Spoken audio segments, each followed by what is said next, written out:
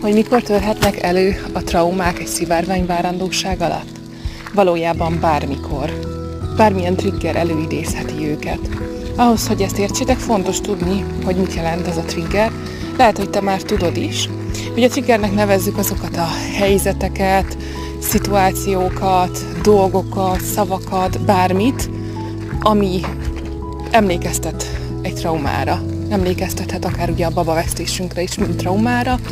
És igaziból trigger lehet bármi. A trigger lehet egy helyszín, például a kórház, a nőgyógyászati rendelő, a trigger lehet egy zene, egy étel, a lakásunkban egy hely, például a mosdó az, ami kapcsolódhat első trimeszteres veszteségekhez. Lehet ember, lehet film, bármi, ami valamilyen formában kapcsolódik a veszteségünkhöz, és eszünkbe juttatja.